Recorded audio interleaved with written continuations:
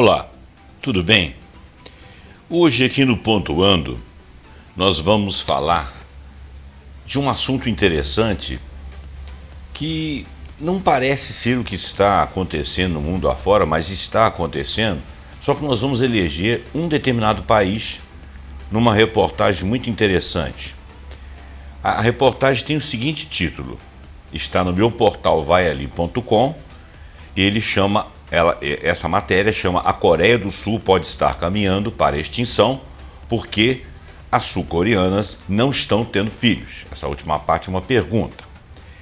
Ele foi publicado em 16 de março de 2024, escrito por Jean Mackenzie Roll, que é o correspondente em Seul, e esse correspondente fez essa matéria em 1º de março de 2024, com várias outras pessoas associadas. Essa matéria foi originariamente publicada pela BBC News Brasil.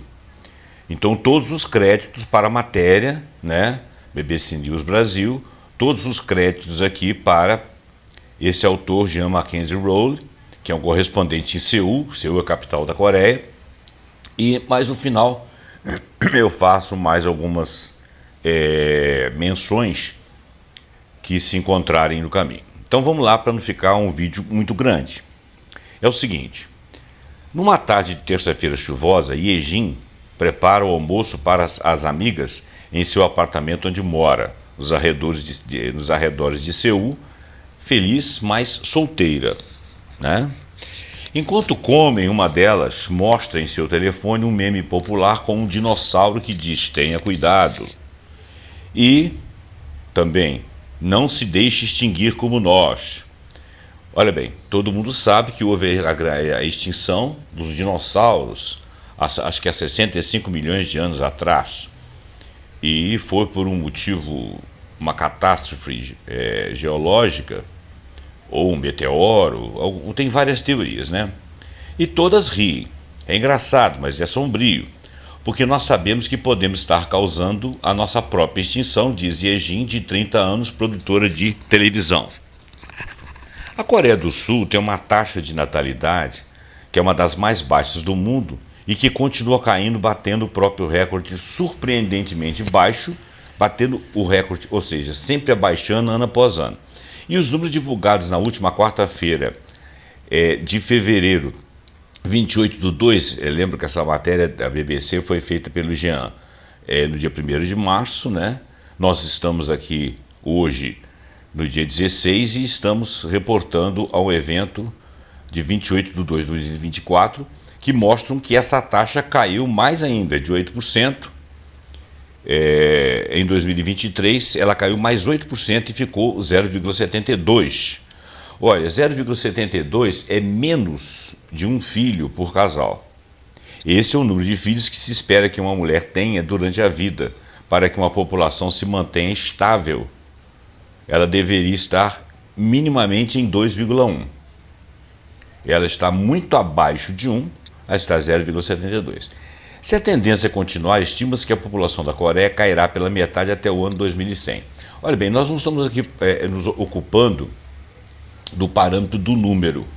Esses números, eles poderiam ser citados de uma outra forma e tal. É difícil você raciocinar com menos de um filho por casal. Como que é menos de um filho por casal? Se você computar a quantidade de filhos que todos os casais poderiam ter, pelo menos um, não dá um por casal, dá menos do que isso. Dividindo e fazendo a média, você acaba descobrindo que dá 0,72, ou seja, dá menos de um por casal. Cada casal não tem um, Vários casais não têm, e assim por diante. Deu para você entender. Bom, aqui um subtítulo aqui, uma emergência nacional.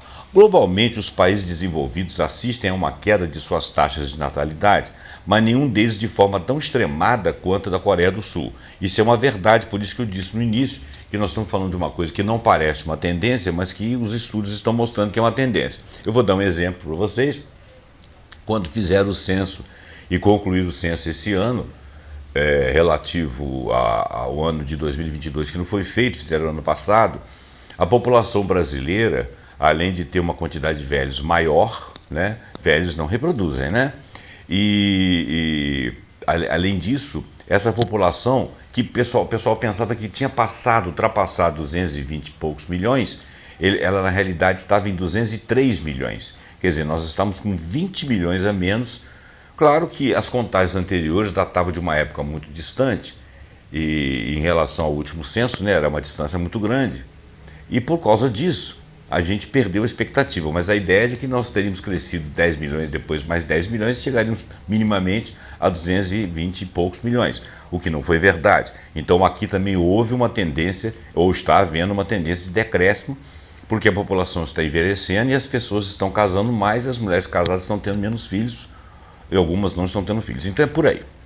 Então, globalmente, os países desenvolvidos e alguns em desenvolvimento, como o Brasil, o mundo inteiro, de uma certa forma, assistem a uma queda de suas taxas de natalidade, mas nenhum deles de forma tão extrema quanto a Coreia do Sul. Eu lembro a vocês que tem países africanos e países árabes cuja essa taxa é muito alta. Inclusive, as imigrações de árabes e de africanos para a Europa e outros continentes, ela se mostra uma população que se multiplica muito. Então, os nacionais daquele país começam a ficar, daqui a uns tempos, vão ficar em desvantagem em relação aos imigrantes de outras nacionalidades. Isso, inclusive, tem preocupado, tem extremado as relações dos países, a relação dos países com esses imigrantes. Esses imigrantes, a maior parte deles correm de guerras, de catástrofes naturais, quer dizer, são pessoas que estão procurando local onde viver. Então, isso aí está gerando uma tensão muito grande no mundo também, mas isso é um outro assunto. E as projeções não são boas. Dentro de 50 anos, o número de pessoas com idade ativa terá caído pela metade. Idade ativa é aquela idade em que o indivíduo está razoavelmente empregado, trabalhando, procriando, se for o caso, e sustentando sua família. O número de cidadãos elegíveis para o serviço militar obrigatório terá reduzido em 58%, e quase metade da população terá mais de 65 anos. Olha bem, quase a metade da população terá mais de 65 anos. Os números soam tão mal para a economia, o fundo de pensões e a segurança do país, que os políticos declararam tratar-se de uma emergência nacional. Daí o título. Durante quase 20 anos, sucessivos governos investiram dinheiro na questão, 379,8 bilhões de wons, que é o dinheiro lá da Coreia, né? O que perfazem em reais 1,4 bilhões. Então, 1,4 bilhões foram, durante 20 anos, em sucessivos governos, investido dinheiro nessa questão. Como assim? Casais que têm filhos recebem muito dinheiro, desde quantias mensais até moradia subsidiada e táxis gratuitos. Contas hospitalares e até tratamento de fertilização in vitro são cobertos, embora apenas para os casados. Mas os incentivos financeiros não deram resultado, levando a classe política a debater soluções chamadas de mais criativas, como contratar amas do Sudeste Asiático e pagá-las abaixo de um salário mínimo, e isentar do serviço militar os homens que tivessem 3 filhos antes de completarem 30 anos. Vocês veem que é uma sociedade que tem uma estruturação muito diferente daquela que nós acompanhamos aqui, né? A preocupação principal aqui é com a economia. E a contratação de amas é porque as mulheres não estão tendo tempo, e isso nós vamos ver durante a matéria, elas não têm tempo de cuidar de filhos. Bom, mas essas amas são mal remuneradas, elas recebem abaixo de um salário mínimo. O que é o salário mínimo na Coreia do Sul? Eu não sei. Poderia pesquisar aqui agora. Mas é algo maior do que o nosso salário mínimo, com certeza. Bom, não é de se surpreender que os responsáveis por políticas públicas tenham sido acusados de não ouvir os jovens, especialmente as mulheres, sobre suas necessidades. E aqui entra o tema da matéria específica associada à Coreia do Sul. Mas coisas similares acontecem no restante do mundo, por problemas similares sociais, não exatamente, mas muito semelhantemente. A Coreia do Sul é um extremo de alguns desses pareceres, dessas descobertas. Ao longo do ano passado, viajamos por todo o país para conversar com mulheres e entender as razões por trás da decisão de não ter filhos. Então, as mulheres estão conscientemente tomando a decisão de não ter filhos. Quando Yejin decidiu morar sozinha aos 20 e poucos anos, ela desafiou os padrões sociais da Coreia do Sul. Na Coreia, viver sozinha é considerado uma fase passageira. Por quê? Porque ela vai ter filhos e vai se casar. Então, há 5 anos, ela decidiu não se casar e não ter filhos e está morando sozinha. Quer dizer, para ela não vai ser passageira. É difícil encontrar um homem para namorar na Coreia, alguém que compartilhe as tarefas e os cuidados com os filhos de forma igualitária, diz Yejin. E as mulheres que têm filhos sozinhas não são julgadas com gentileza, ou seja, são mal vistas socialmente. É uma sociedade conservadora, ao que tudo indica. Em 2022, apenas 2% dos nascimentos ocorreram fora de casamento na Coreia do Sul. Olha bem, isso é uma taxa muito pequena, principalmente se comparada com o Brasil. Um ciclo perpétuo de trabalho, isso aí é um outro subtítulo. Yejin optou por focar em sua carreira na televisão, o que ela argumenta não lhe dá tempo suficiente para criar um filho. As horas de trabalho coreanas são notoriamente longas, minimamente 9 horas, mas sempre tem hora extra e são 6 dias por semana. Yejin trabalha em horário tradicional das 9 às 18, o equivalente coreano a 9 horas, o equivalente coreano dos nossos de 9 às 17, mas diz que geralmente não sai do escritório antes das 20 horas do dia e que ainda faz horas extras. Ao chegar em casa, só lhe resta tempo para limpar a casa ou fazer exercícios antes de dormir. Ela diz: eu amo meu trabalho, ele me traz muita realização, mas trabalhar na Coreia é difícil, você está preso em um ciclo perpétuo de trabalho. Yejin diz que também há pressão para estudar nas horas vagas, ou seja, para se aperfeiçoar, para crescer no trabalho. Existe uma pressão social com relação a isso, uma pressão dentro do trabalho. Os coreanos têm uma mentalidade que, se você não trabalhar continuamente no seu autoaperfeiçoamento, você vai ficar para trás e se tornará um fracasso. Esse medo nos faz trabalhar 2 vezes mais, ou seja, uma sociedade que está sempre tentando se superar e principalmente para competir. Às vezes, nos fins de semana, vou tomar soro intravenoso só para ter energia suficiente para voltar ao trabalho na segunda-feira. Gente, olha o que extremo. Às vezes, nos fins de semana, vou tomar soro intravenoso só para ter energia suficiente e voltar ao trabalho na segunda-feira. Acrescenta ela casualmente, como se isso fosse uma atividade natural, normal de um fim de semana. Ela também compartilha o mesmo medo de todas as mulheres com quem conversei, ele, Jean, né? Que se parar para ter filhos, talvez não consiga voltar e se recolocar no trabalho. Há uma pressão implícita das empresas de que quando tivermos filhos, devemos deixar os nossos empregos, diz ela, ou seja, para cuidar dos filhos. É mais uma visão tradicional. Então, olha bem, uma visão tradicional que quer que a mulher, se tiver filhos, vá para casa e cuide deles, vai cumprir aquilo que é chamado de maternidade, que é uma tarefa social, né? E ela não vai ser ajudada pelos maridos, não é a convenção deles, ou se for é muito pouco, e ela, ao mesmo tempo, se ela estiver dentro do trabalho, ela é instada a trabalhar e se superar. Quer dizer, são duas coisas que não se coadunam. Não existe um espírito de ajuda para essa mulher. Então eu não entendo quando o governo incentiva, por exemplo, que as mulheres tenham mais filhos, que as pessoas tenham mais filhos, eles estão empurrando ela para as decisões de não trabalhar. Mas se ela estiver trabalhando, ela tem que se superar e tem que se extinguir praticamente para poder dar tudo no trabalho. São mentalidades muito interessantes. Ela viu isso acontecer com a sua irmã e suas 2 apresentadoras de TV preferidas, ou seja, elas casaram, foram pressionadas a largar seus empregos para poder cuidar de seus filhos e não tiveram grandes ajudas do marido. Um outro subtítulo, eu sei demais. Uma mulher de 28 anos que trabalhou em RH diz ter visto pessoas serem forçadas a deixar seus empregos ou preteridas em promoções após tirarem uma licença maternidade, o que foi suficiente para convencê-la a nunca ter filhos. Porque se eu tenho filhos, ela, mulher, é obrigada, é pressionada a largar o emprego e cuidar dos filhos. Homens e mulheres têm direito a 1 ano de licença durante os primeiros 8 anos de vida dos filhos. Mas em 2022, apenas 7% dos novos pais aproveitaram parte dessa licença, em comparação com 70% das novas mães. 7% dos pais aproveitaram essa licença, enquanto 70% das novas mães aproveitaram essa licença. Isso quer dizer que os homens colaboram muito pouco com as mulheres. As mulheres coreanas são as mais qualificadas dos países da OCDE e ainda assim O país tem as piores disparidades salariais entre homens e mulheres, além de uma proporção superior à média de mulheres desempregadas em comparação com os homens. Pesquisas dizem que isso prova que elas estão diante de uma escolha: ter uma carreira ou ter uma família. E cada vez mais elas estão optando pela carreira.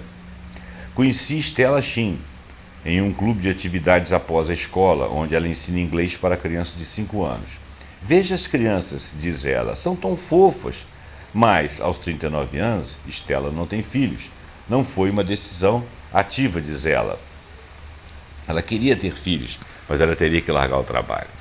Então não foi uma decisão ativa. Ela está casada há 6 anos e ela e o marido queriam um filho, mas estavam tão ocupados trabalhando e se divertindo que o tempo passou. E ela aceitou que o seu estilo de vida torna um filho impossível. As mães precisam abandonar o trabalho para cuidar dos filhos em tempo integral durante os primeiros 2 anos, e isso me deixaria muito deprimida, disse ela. Eu amo minha carreira e cuidar de mim mesma. Uma visão um pouco de estar na sociedade, de trabalhar e se sentir útil, e individualista, porque ela quer cuidar de si. Individualista até certo ponto, que cuidar de si todo mundo gosta, mas eu digo assim, a ponto de abrir mão de outras atividades, por exemplo, como a maternidade. Em compensação, ela não tem colaboração dentro da sociedade e dentro do casamento. Então, a culpa não seria, a palavra culpa aqui não está muito bem colocada, mas o problema não seria apenas o individualismo dela. Seria uma forma de pensar um tanto ortodoxa da sociedade deles. Nas horas vagas, Stella frequenta aulas de dança de K-pop com um grupo de mulheres mais velhas. A expectativa de que mulheres fiquem 2 a 3 anos afastadas do trabalho ao ter um filho é comum. Quando perguntei a Stella se poderia dividir a licença parental com o marido, ela me lançou um olhar e disse: é como quando eu faço ele lavar louça. Ele não faz direito e eu não poderia contar com ele. Talvez ele nem vá lavar a louça. Mesmo que quisesse desistir do trabalho ou conciliar família e carreira, ela disse que não tinha condições de o fazer porque o custo da moradia é muito alto. Se ela desistir do trabalho, fica sem esse aporte financeiro para fazer frente às necessidades da família. Mais da metade da população vive na capital Seul ou nos seus arredores, onde está a grande maioria das oportunidades, de trabalho. Criando uma enorme pressão sobre os apartamentos e os recursos, Stella e seu marido foram gradualmente empurrados para cada vez mais longe da capital, para as províncias vizinhas, e ainda não são capazes de comprar a própria casa. A taxa de natalidade de Seul caiu para 0,55 e é a mais baixa do país, que é 0,72. Além disso, há o custo de educação privada. Embora a habitação seja um problema no mundo todo, é a educação que faz a Coreia um caso verdadeiramente único. A partir dos 4 anos, as crianças são matriculadas em uma série de aulas extracurriculares caras, desde matemática a inglês até música e taekwondo. A prática é tão difundida que optar pela exclusão é visto como um passo para o fracasso do seu filho, se você não fizer ele estudar tudo isso que precisa. Uma noção inconcebível em um país hipercompetitivo, como é o deles. E isso tornou a Coreia do Sul o país mais caro do mundo para se criar um filho. Quer dizer, tudo rema contra, né? Um estudo de 2022 descobriu que apenas 2% dos pais não pagavam aulas particulares, ou seja, aulas extracurriculares, e 94% disseram que isso é um peso na finança, mas que pagavam. Como professora em um desses cursinhos, Stella entende muito bem o fardo.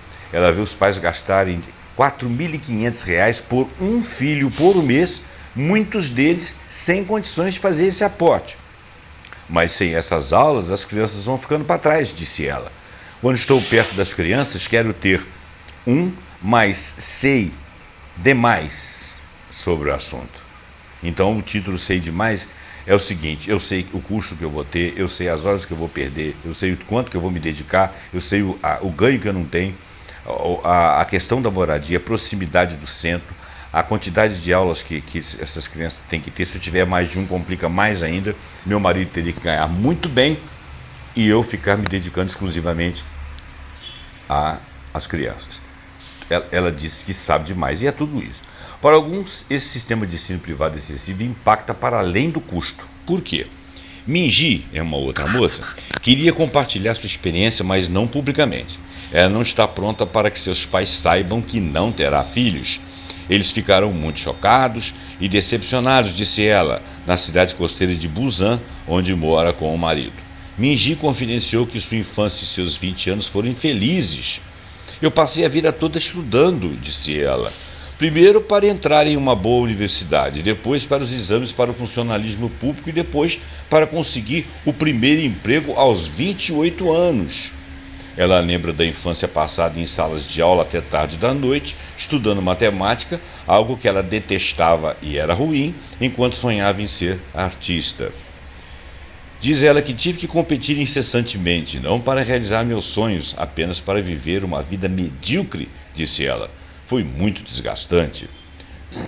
Agora, aos 32 anos, Minji se sente livre e capaz de se divertir, e ela adora viajar e está aprendendo a mergulhar.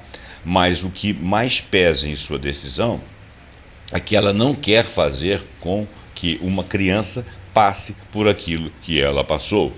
A Coreia não é um lugar onde crianças possam ser felizes, concluiu ela. O marido dela gostaria de ter um filho e eles já brigaram muito por causa disso, mas ele passou a aceitar a vontade dela. Ocasionalmente, o coração vacila, ela admite, mas depois lembra dos motivos pelos quais ela tomou essa decisão. Um fenômeno social, mais um subtítulo. Na cidade da Daejeon, Ju Dion-chun está no que ela chama de um casamento com pais solteiros. Depois de pegar a filha de 7 anos e o filho de 4 anos na escola, ela percorre os playgrounds próximos, passando o tempo até o marido voltar ao trabalho. Ele raramente chega em casa antes da hora de as crianças dormirem. Talvez nem por culpa dele, mas por causa da exigência do trabalho. Até porque, se ela está em casa e os filhos estão com ela todo o tempo, com essa quantidade de atividade que os filhos têm e sem poder trabalhar, o valor financeiro que ela poderia perceber por sua competência não está agregado ao casal porque ela não trabalha e tudo vai depender do dele. Então ela diz, não senti que estava tomando uma grande decisão ao ter filhos. Pensei que seria capaz de voltar ao trabalho muito rapidamente, disse ela. Mas logo as pressões sociais e financeiras surgiram e, para sua surpresa, ela se viu sendo mãe sozinha. O marido, sindicalista, não ajudava nos cuidados dos filhos nem nas tarefas domésticas. Ela era uma mãe sozinha. Fiquei com tanta raiva, disse ela. Fui bem educada, fui bem ensinada que as mulheres eram iguais, por isso eu não podia aceitar isso. Se são iguais, por que eu estou de lado? Isso está no cerne do problema. Ao longo dos últimos 50 anos, a economia da Coreia do Sul desenvolveu-se de uma velocidade vertiginosa, impulsionando as mulheres para o ensino superior e para a força de trabalho, expandindo suas ambições. Mas os papéis de esposa e mãe não evoluíram no mesmo ritmo. A mentalidade da sociedade conservadora e mal estruturada, vamos dizer, e competitiva da Coreia não acompanharam outras evoluções. Frustrada, Jun-hyun, eu não sei falar esse nome, tá, gente? Jun-hyun começou a observar outras mães. Ela disse, minha amiga que está criando um filho também está deprimida. E minha outra amiga do outro lado da rua também está deprimida. Eu pensei, isso é um fenômeno social. Ela começou a rabiscar suas experiências e publicá-las online. A história estava saindo de mim, disse ela. Seu webtoon se tornou um grande sucesso à medida que mulheres de todo o país se relacionaram com seu trabalho. E Jundian, é o nome que eu não sei falar direito, já tem 3 livros de história em quadrinhos publicados. Agora ela diz que já passou da fase da raiva e do arrependimento. Eu só queria saber mais sobre a realidade da criação dos filhos e o quanto se espera que as mães façam, disse ela. A razão pela qual as mulheres não têm filhos hoje é porque elas têm coragem de falar sobre isso. Mas Jundian fica triste, diz, por as mulheres estarem sendo negadas a alegria da maternidade por causa da situação trágica que são forçadas. Minji, no entanto, diz que está grata pelo poder de escolhas. Somos a primeira geração que pode escolher, ou seja, eu posso trabalhar e posso não ter filhos. Antes nós tínhamos que ter filhos. E então optamos por não ter filhos porque podemos. Quer dizer, uma vitória de poder tomar decisão sobre a própria vida. Mas ao mesmo tempo é uma frustração. Porque se a sociedade tivesse um outro tipo de estruturação, de repente poderia se trabalhar e ter filhos. Mas a sociedade que compete não permite que você perca tempo. Ter filhos te toma tempo. Um outro subtítulo: eu teria 10 filhos se pudesse. De volta ao apartamento de Yejin, depois do almoço, suas amigas estão discutindo seus livros e outras coisas. Cansada da vida na Coreia, Yejin decidiu partir para a Nova Zelândia. Ela acordou amanhã com clareza de que ninguém a forçava a morar aqui. Pesquisou quais países uma classificação elevada de igualdade de gênero e a Nova Zelândia surgiu como um claro vencedor. É um lugar onde homens e mulheres recebem salários iguais, diz ela, quase incrédula. Eu estou partindo. Perguntou a Yejin e suas amigas o que poderia convencê-las a mudar de ideia, se é que alguma coisa o faria. A resposta de Min Tsun, é uma outra, né? Me surpreende. Eu adoraria ter filhos, eu teria 10 filhos se pudesse. Então o que impede? Eu pergunto, o Jean. A jovem de 27 anos me disse que é bissexual e tem uma parceira do mesmo sexo. Bom, aí é complicado. O casamento entre pessoas do mesmo sexo é ilegal na Coreia do Sul.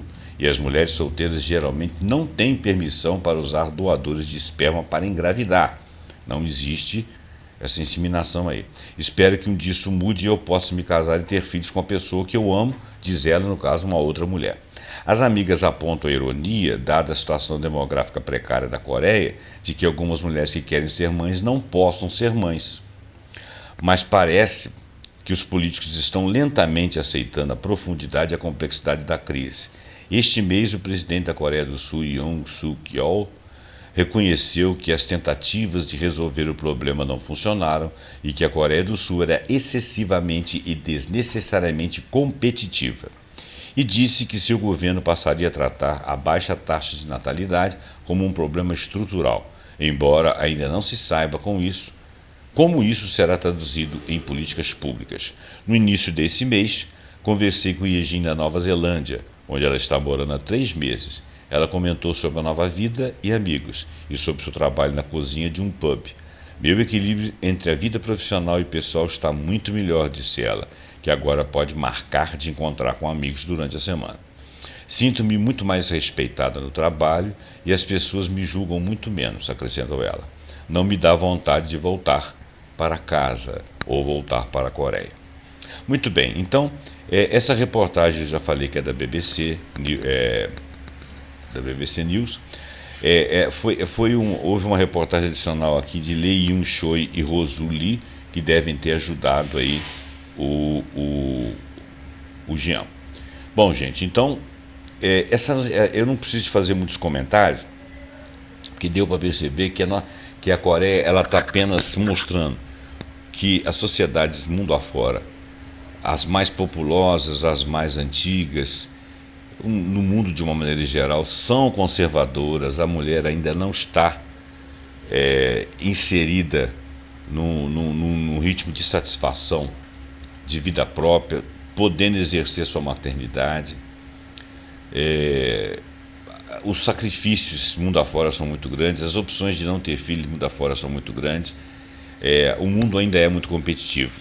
O que a Coreia do Sul está mostrando, talvez até por uma tradição de modo de ser dos povos lá do Oriente, né? Os chineses, os coreanos, os próprios japoneses, que são povos assim que trabalham muito, são muito focados e muito competitivos. Alguns não tanto por serem competitivos, mas por terem uma ideia de que o trabalho é uma coisa muito importante. Eu me lembro de ter conversado com algumas pessoas que trabalharam na China e que diziam que durante o trabalho as pessoas não podiam sorrir e brincar umas com as outras, que era considerado falta de seriedade. Uma coisa que aqui no Brasil a gente faz naturalmente e continua a seriedade. Quer dizer, são visões de vida, são estruturas familiares, mostram um certo conservadorismo. Não se discute muito as coisas, fala-se muito. Quando a gente fala da evolução do mundo, o mundo evolui muito tecnologicamente, mas em termos de vivência, em termos de sociedade, as sociedades humanas são ainda muito antiquadas, né? O que você vê de mais moderno aí estão dentro das academias, são discussões de grandes teóricos, de filósofos, de pessoas estudiosas que veem saídas, mas elas não são praticadas pela sociedade. Se você falar das grandes capitais do mundo, você pode ver algumas formas de viver diferentes, mas você vai para o interior dos países, você ainda tem muito conservadorismo. E quando eu falo de conservadorismo, é você olhar a situação da pessoa e modificar, trabalhar para modificar em prol daquelas pessoas, né? Quer dizer, o que poderia ser feito na Coreia? Você quer que a mulher tenha filho? Dá um salário melhor para ela, deixa ela ficar uma parte em casa, contrata outra pessoa. Isso tem um custo operacional, que esse custo seja assumido pelo governo ou pelos empresários. Afinal de contas, só resta as mulheres, além do seu trabalho, só as mulheres podem ter filho. O homem pode trabalhar, mas ele não pode ter filho. As mulheres podem, né? Essa é a grande diferença. Por que a sociedade não pode assumir isso como uma coisa a ser dada às mulheres? Já que elas não dão esse privilégio de receber os filhos dela inteiros e cuidados, né? Nos cabe cuidar, financiar, tanto governos quanto empresários, quanto pessoas, mas isso não é visto no mundo competitivo. Isso parece que eu estou falando de uma irrealidade. Parece que é até desrespeitoso falar isso, porque parece que o sagrado é ganhar muito dinheiro. Eu acho que essa que é a tônica, né? Assim como eu fiz um vídeo falando sobre a questão do crescimento, que tudo, a riqueza é dinheiro e tudo que você tem que produzir muito para poder virar dinheiro, e você vai desgastando o planeta, tanto na questão climática quanto nas matérias-primas, etc., assim também são as vivências. Eu acho que nós evoluímos muito tecnologicamente, mas em certas outras mentalidades nós ainda temos alguns séculos pela frente. Espero que a gente possa condensar isso aí em menos tempo e realizar mais pessoas ajudando. Muito obrigado, esse é o Pontuando e ficamos por aqui. Até o próximo programa Pontuando.